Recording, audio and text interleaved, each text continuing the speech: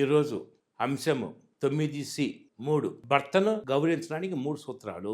అవి ఏమిటంటే అనకువ, ఆకర్షణ, సమర్పణ. గౌరవించటం అంటే ఏమిటి? భర్తను ప్రేమించాలి, పాలు పంచుకోవాలి, అవస్థలను గుర్తించాలా, లక్ష్యాలు ప్రాధాన్యతలతో మెలగాలి, ప్రవర్తించాలి, కుటుంబ నిర్ణయాలని ఆమోదించాలా, అనుసరించాలా. ఇది కొంచెం కష్టమే. మరి మంచి పనులు మెచ్చుకోవాలా, ప్రోత్సహించాలా. చాలా సార్లు విమర్శలే ఉంటాయి. ప్రార్థించాలా, పనులు మెచ్చుకోవాలా, సహకరించాలా. తర్వాత ఎడతెగక స్త్రీ ఏం చేస్తుంది? దేవునికి మొదలు పెడుతూనే ఉంటుంది. అంతేకాకుండా దేవునికి, భర్తకి, కుటుంబ సభ్యులకి విశ్వనీయత చూపాలా. మంచినే గాని కీడు చేయకూడదు. కానీ కొన్నిసార్లు తప్పుడుగులు వేస్తారు స్త్రీలు. పురుషుని పరిశుద్ధులుగా మార్చాలా. చాలా సార్లు ప్రయత్నించి కొన్నిసార్లు ఏం చేస్తారు? విసిగి కూడా పోతుంటారు. మరి ఇప్పుడు భర్తను గౌరవించడంలో 3 ముఖ్యమైన సూత్రాలు ఏంటంటే, 3 సూత్రాల్లో కూడా కొత్తలో సులభంగా చేస్తారు కూడా, తర్వాతే కష్టమే. మరి ఒకటి అనకువ. అనకువ అనేది అసహ్యకరమైన పదముగా భావించబడుతుంది. అపార్థం చేసుకునే పదం విధముగా ఉంటుంది. వ్యర్థమైన పదముగా, ఈసరింపు పదంగా భావించబడుతుంది. అనకువ అంటే దేవుని ఉద్దేశమే కానీ చెడు మాట ఏ విధంగా కాదు. ఇంకొక విధంగా చెప్పాలంటే మనస్ఫూర్తిగా చేసే ఒక ప్రక్రియ మనం అనకువ అంటాం. మనం దేవునికి విధేయులైనప్పుడు దేవుని సంతోషపరచగలం, ఆయన దీవెనలు కూడా పొందగలుగుతాం. అనకువ అంటే భార్యను గౌరవించటం అని అర్థము. నీ భర్త నీ నుండి కోరుకునేది అదే. నీవు ఏ విధంగా ఆయన ప్రేమను కోరుకుంటావో అలాగే నీ భర్త ఏం చేస్తాడో అనుకొని కోరుకుంటాడు. దేవుడు సమ్మతించి ఫలించే లోబడే గుణం గల స్త్రీని ఏం చేస్తాడు? దేవుడు దత్త చేశాడని గ్రహించాలి. ఇద్దరు కూడా దేవుని దృష్టిలో సమానమే, కానీ ఒక క్రమంలో భాగమే విధేయత. భర్త నాయకుడు, నిర్ణయం తీసుకోవటంలో బాధ్యత కలిగి ఉంటాడు. భార్య అనకో చూపాలా. దేవుని పోలికలో ఆయన రక్షణ కార్యంలో ఇద్దరు కూడా సమానులే. భర్త శిరోద్యములకు అప్పగించుకోవటం, మెదడు ఇచ్చే ఆదేశాలని శరీరము కాళ్ళు లొంగకుండా పనిచేస్తే తికమక అవుతుందో అలాగే భార్య కూడా భర్త నాయకత్వానికి లోబడకపోతే అదే విధంగా జరుగుతుంది. దేవుడు కూడా ఆమెకు సహకరించడు, ప్రార్థనకి జవాబు కూడా రాదు.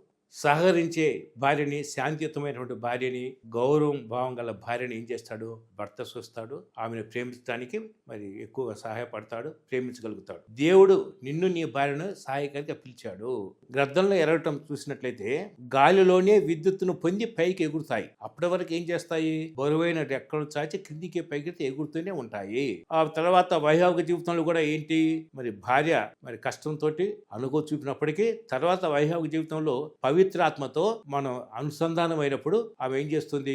పైకి ఈజీగా ఎగరగలుగుతుంది. వైవాహిక జీవితంలో పవిత్రాత్మతో మనం అనుసంధానం అయినప్పుడు ఏమైతుంది? దేవునితో మనం నిలవగలుగుతాము. అప్పుడు దేవుడు మనల్ని ఉన్నతంగా ఆశీర్వదిస్తాడు. ఇక రెండో అంశము అంతర్గత బహిర్గత సౌందర్యము, ఆకర్షణ. భార్య యొక్క ఆకర్షణీయత ఎట్లా ఉండాలా? భర్తను మరలు కొల్పినదిగా, ఆకర్షించినదిగా మరియు దేవునికి ప్రీతిపరంగా ఉండాలా. స్త్రీ యొక్క నిజమైన సౌందర్యం ఎలా ఉండాలి? స్త్రీలు తమను తాము అలంకరించడంలో భర్తను ఆకర్షించే విధంగాను, చుట్టూ ఉన్న వారికి తనను తానుగా చూసుకునే విధంగా ఉండాలా.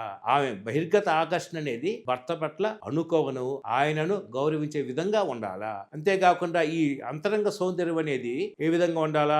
నెమ్మది గల మనస్తత్వంతో, మృదువైన ఆత్మీయతతోటి ఉండాలా. దేవుని దృష్టిలో ఎంతో విలువైనది. అది నీ విలువను కూడా పెంచుతుంది. స్త్రీ యొక్క అనుకూలత నమ్రత క్రమంలో ఒక భాగము.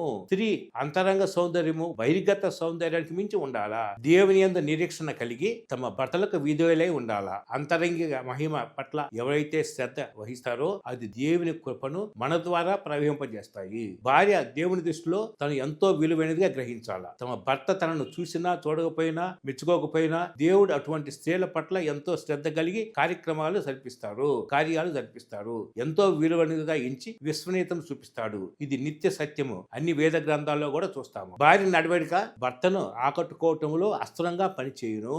అందుకే వివాహంలో తాము ఒక సరి అయిన వ్యక్తిగా ఉండి సరి అయిన వ్యక్తి కోసం ప్రయత్నించాలి. అందుకే దేవుడు చెబుతున్నాడు, నన్ను నీతో పని చేయని నీ భర్తను నేను చూసుకుంటానని. దేవుని యందు భయభక్తుల స్త్రీని దేవుడు ప్రీతిపరంగా ఎంచుతాడు. తన భర్త దృష్టిలో కూడా స్త్రీ ప్రీతిపరంగా ఉంటారు. దేవుని దృష్టిలో వారు అమూల్యమైన వారిగా ఎంచబడతారు. నిర్దోషమును నిష్కలంకతను మరి ఉండక స్త్రీలు విశ్వాసము, నమ్మిక, దైవ ప్రేరణ కలిగి తమ స్వపురుషులను లోబడినచో దైవ కార్యములు కుటుంబంలో మనం వెళ్ళే ప్రతి చోట చూడగలము. ఇది నిత్య సత్యము. మూడో అంశము సమర్పణ. స్త్రీలు తమ భర్తలకు ఇష్టపూర్తిగా సహకరించాలా. దేవుని ఆరాధించి గణపరిచే స్త్రీల జీవితాల్లో భర్తలను దేవుడే దర్శించి భార్యలు చేయలేని పనులు ఆయనే చేస్తాడు. మన చేతుల్లో మనం చేయలేనివి కానీ పవిత్రాత్మ సర్వేశ్వరుడు కార్యం జరిపిస్తాడు. వివాహం అంటేనే దేవుని ఉద్దేశం, సంకల్పం మన జీవితాల్లో నెరవేర్చడమే. వైవాహిక ఒప్పందం నిబంధనలో దేవుడే భాగస్వాములకు సామర్థ్యాన్ని ఇచ్చి వారి వారి పరిధిలో పనిచేయటట్టు కృపణిస్తాడు. స్త్రీని పురుషునికి సాటి అయిన సహాయంగా ఉంచి భర్త నాయకత్వాన్ని తీర్చిదిద్దుతాడు. భార్యలు కూడా తమ భర్తలకు సహాయం చేస్తూ వారిని దేవుని చిత్తం నెరవేర్చడంలో ఎదుగునట్లు తోడ్పడాలి. నాకు ఎక్కువ చదువు, జీతము, ధనం ఎక్కువ ఉంది, మరి హోదా ఉంది, ఆయనకు ఎందుకు గొప్పగా చేయాలి అని అనుకోకూడదు. మరి ఆయన వాక్యంను సన్మానించి ఆయన నామమును మహిమపరిచే విధంగా మనం జీవిస్తున్నామా అనేది ఆత్మవిమర్శన చేసుకోవాలి. భర్తకు సరిగా ప్రవర్తించకపోయినా